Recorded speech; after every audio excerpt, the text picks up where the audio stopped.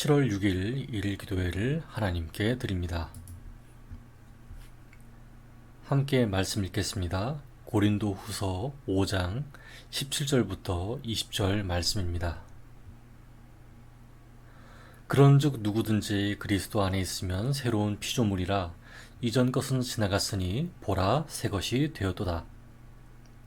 모든 것이 하나님께로 났으며 그가 그리스도로 말미암아 우리를 자기와 화목하게 하시고 또 우리에게 화목하게 하는 직분을 주셨으니 곧 하나님께서 그리스도 안에 계시사 세상을 자기와 화목하게 하시며 그들의 죄를 그들에게 돌리지 아니하시고 화목하게 하는 말씀을 우리에게 부탁하셨느니라. 그러므로 우리가 그리스도를 대신하여 사신이 되어 하나님이 우리를 통하여 너희를 권면하시는 것 같이 그리스도를 대신하여 간청하노니 너희는 하나님과 화목하라. 아멘. 오늘 우리의 예배와 기도를 들으시는 하나님을 뵙습니다. 생활하다 보면 친구처럼 가까운 사이에서 싸움이 일어났을 때가 생깁니다. 화가 난 상태에서 가슴에 비수를 꽂듯 상처되는 말을 하죠. 이때 확실하게 화해를 하지 않고 설렁설렁 지나쳐 버렸을 때 우리의 마음에는 상처가 그대로 남게 됩니다. 그리고 자신이든 상대이든 상처를 준 대상을 볼 때마다 그 상처는 쓰리고 고통스럽습니다. 하지만 적지 않은 분들이 화해를 할 수 있는 기회를 놓치고 삽니다. 저는 어떨까요? 저는 고3 때 좋아하는 여자를 두고 삼각관계에 놓여있던 교회 형과 잘 화해하지 못했습니다. 벌써 20년이나 지났습니다만 그에 대한 화해가 잘 안 되었어요. 그 형도 제게 한 행동에 대해서 얼버무리며 넘어갔습니다. 그 형이 나쁜 형이 아닌데 저와 서로가 숫기가 없는 아저씨들이다 보니까 그러는 것 같이 느껴집니다. 그 일뿐일까요? 사람이란 참 다양해서 대화 자체가 안 되는 사람이 있고 어떤 사람은 치킨 한 마리를 뜯으면서 화해하기도 한 적이 있습니다. 어쨌든 우리는 화해를 하고 싶은 사람들이 있는 것이 사실이지요.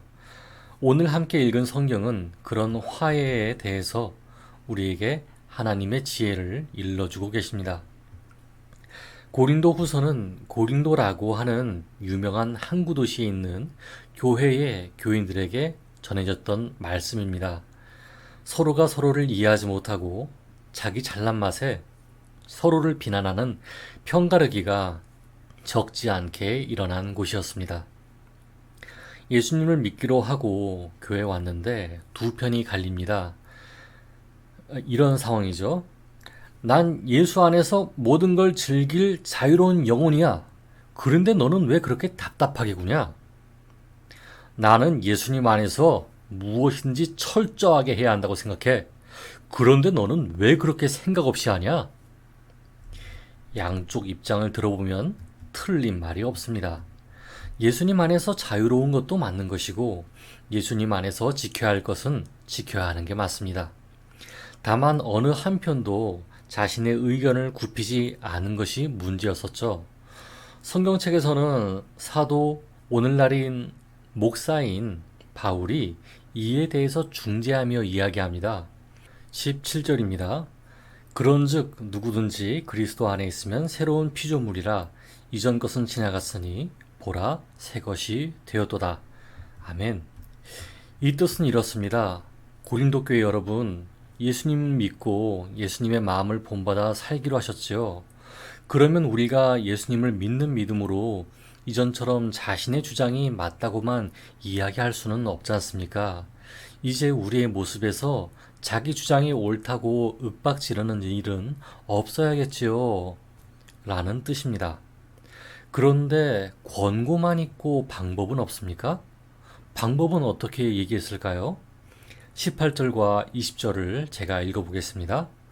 모든 것이 하나님께로 났으며 그가 그리스도로 말미암아 우리를 자기와 화목하게 하시고 또 우리에게 화목하게 하는 직분을 주셨으니 그러므로 우리가 그리스도를 대신하여 사신이 되어 하나님이 우리를 통하여 너희를 권면하신 것 같이 그리스도를 대신하여 간청하노니 너희는 하나님과 화목하라.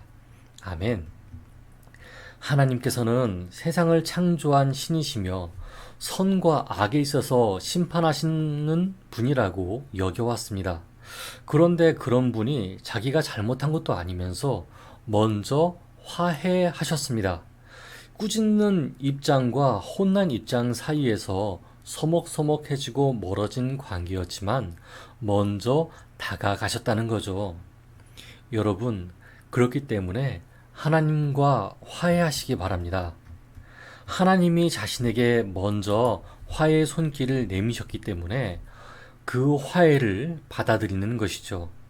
마치 집안에서 어머니랑 싸우고 난 뒤에 방문을 걸어 잠그고 있을 때 밥 시간 돼서 어머니가 밥 됐어! 밥 먹어! 하시면 응 하고 밥 먹으러 나가는 것처럼 말입니다. 여러분, 화해란 쉽지 않습니다. 만약 아직 섭섭하고 불편한 마음이 있다면 먼저 제가 소개한 하나님께 도움을 요청해 보세요. 하나님께서 모든 답답한 일 가운데 함께 하실 것입니다. 이렇게 위로와 격려를 받는 저와 여러분 되기를 바랍니다. 함께 기도하겠습니다. 하나님, 오늘 하나님의 말씀을 들었습니다. 우리의 삶에는 화해가 어려운 일들이 있습니다. 화해하고 싶지 않은 일도 있고 화해의 필요성을 느끼지 못하는 일도 있습니다. 하지만 만일 할 수 있다면 화해라고 하는 것이 얼마나 자신과 상대방에게 좋은 것이라는 것을 알고 있습니다. 하나님, 화해가 되지 않는 마음이 있어도 먼저 화해하신 하나님을 바라봅니다. 잘못한 것 없는데 사람에게 먼저 화해의 손길을 내미신 하나님을 바라봅니다. 우리가 화해할 수 있는 용기와 위로를 허락해 주세요. 그래서 나 혼자만이 아니라 즐거움으로 더불어 살아가는 우리가 될 수 있게 도와주세요. 예수 그리스도 이름으로 기도드렸습니다. 아멘.